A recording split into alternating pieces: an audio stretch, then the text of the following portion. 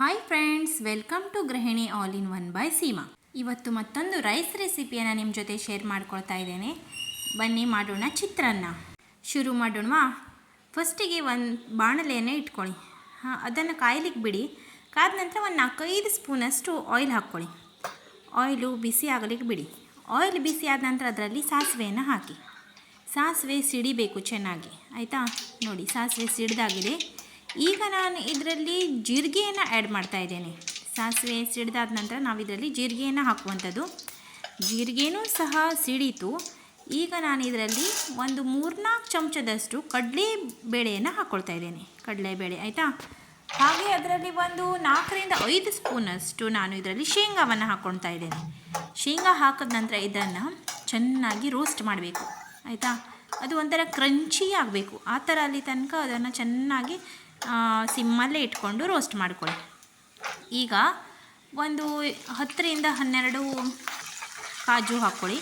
ಹಾಗೆ 1-2 ಹಸಿಮೆಣಸು ಹಾಕ್ಕೊಳ್ಳಿ. ನಿಮ್ಮ ಖಾರ ಎಷ್ಟು ಬೇಕು ನೋಡಿ ಹಾಗೆ ಹಾಕಿ, ಆಯಿತಾ? ಸ್ವಲ್ಪ ಅದನ್ನು ತಿರುಗಿಸಿದ ನಂತರ ಈಗ ಸಣ್ಣದಾಗಿ ಕಟ್ ಮಾಡಿದಿರುವಂಥ 2 ದೊಡ್ಡ ಈರುಳ್ಳಿಯನ್ನು ಹಾಕ್ಕೊಳ್ತಾ ಇದ್ದೀನಿ ನಾನು ಇದರಲ್ಲಿ.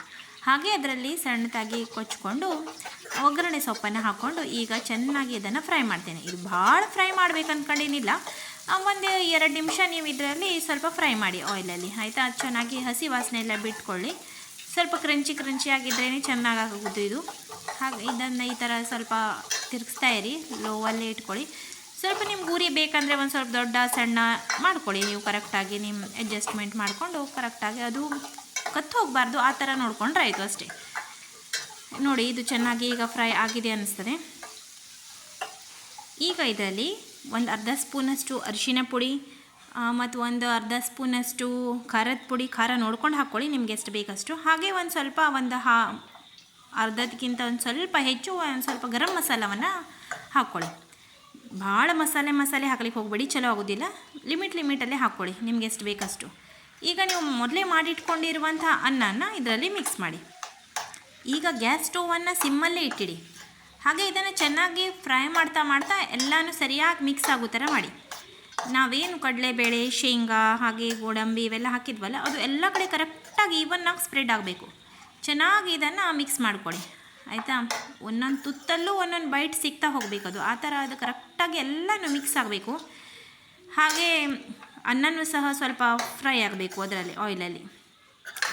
ಈ ಥರ ನೋಡಿ, ಚೆನ್ನಾಗಿ ಎಲ್ಲ ಸೈಡಿಂದ ಕರೆಕ್ಟಾಗಿ ಎಲ್ಲ ಮಿಕ್ಸ್ ಮಾಡಿ ಆದ ನಂತರ ಇದರಲ್ಲಿ ಒಂದು ಸ್ವಲ್ಪ ನಾನು ಕೊತ್ತಂಬರಿ ಪೌಡರನ್ನು ಆ್ಯಡ್ ಮಾಡ್ತಾಯಿದ್ದೀನಿ, ಕೊರಿಯಾಂಡರ್ ಪೌಡರ್. ಓಕೆ, ಆದ ನಂತರ ನೀವು ರುಚಿಗೆ ತಕ್ಕಷ್ಟು ಉಪ್ಪನ್ನು ಹಾಕಿ ಮತ್ತು ಇವನ್ನಾಗಿ ಅದನ್ನು ಕರೆಕ್ಟಾಗಿ ಮಿಕ್ಸ್ ಮಾಡ್ಕೊಳ್ಳಿ. ಉಪ್ಪು ಎಲ್ಲ ಕಡೆ ಕರೆಕ್ಟಾಗಿ ಸ್ಪ್ರೆಡ್ ಆದ ನಂತರ, ಎಸ್ ಫ್ರೆಂಡ್ಸ್, ಇದು ಆಗಿದೆ ನೋಡಿ. ಈಗ ಇದನ್ನು ಸರ್ವ್ ಮಾಡುವ. ಈಗ ಇಷ್ಟೇ ಸಿಂಪಲ್ ಆಗಿಬಿಡ್ತದೆ ಎಲ್ಲ. ನೀವು ಲಂಚ್ ಬಾಕ್ಸಿಗೆ ತೊಗೊಂಡು ಹೋಗಬೇಕಾದ್ರೆ, ಆಫೀಸ್ ಹೋಗಬೇಕಾದ್ರೆ ಜಟ್ಪಟ್ ಅಂತ ಆಗಿಬಿಡ್ತದೆ. ಹಾಗೆ ಇದು ತಿಂತಾ ಇರಬೇಕಾದ್ರಂತೂ ಇದರ ರುಚಿ ಅಂತೂ ಹೇಳಲಿಕ್ಕೆ ಸಾಧ್ಯನೇ ಇಲ್ಲ. ಒಂದೊಂದು ಶೇಂಗಾ ಅದು ಏಕ್ದಮ್ ಕುರ್ಕುರೆ ಆಗಿರ್ತದೆ. ಶೇಂಗಾ, ಕಡಲೆಬೇಳೆ ಹಾಗೆ ಗೋಡಂಬಿ ಒಂದೊಂದು ಬೈಟಲ್ಲಿ ನಿಮ್ಗೆ ಸಿಗ್ತದೆ ನೋಡಿ. ಆಹಾ, ಅದು ಟೇಸ್ಟ್ ಅಂದರೆ ನೀವು ಅದನ್ನು ವರ್ಣನೆ ಮಾಡಲಿಕ್ಕೆ ಸಾಧ್ಯ ಇಲ್ಲ. ಎಲ್ಲರ ಫೇವ್ರೇಟ್ ಇದು ಚಿತ್ರಾನ್ನ. ನೋಡಿ ಫ್ರೆಂಡ್ಸ್, ಟ್ರೈ ಮಾಡಿ. ಆದ ನಂತರ ಹೇಗಾಗಿತ್ತು ಅಂತ ಹೇಳೋದನ್ನು ಮಾತ್ರ ಮರಿಬೇಡಿ. ಪ್ಲೀಸ್ ಫ್ರೆಂಡ್ಸ್, ಸಬ್ಸ್ಕ್ರೈಬ್ ಮಾಡ್ಕೊಳ್ಳಿ, ಲೈಕ್ ಮಾಡಿ, ಹಾಗೆ ಸಪೋರ್ಟ್ ಮಾಡೋದನ್ನು ಮಾತ್ರ ಮರಿಬೇಡಿ. ಮತ್ತೆ ಸಿಗ್ತೇನೆ ನಿಮಗೆ ಇನ್ನೊಂದು ವಿಡಿಯೋದೊಂದಿಗೆ. ಅಲ್ಲಿ ತನಕ ಬಾಯ್ ಫ್ರೆಂಡ್ಸ್, ಟೇಕ್ ಕೇರ್.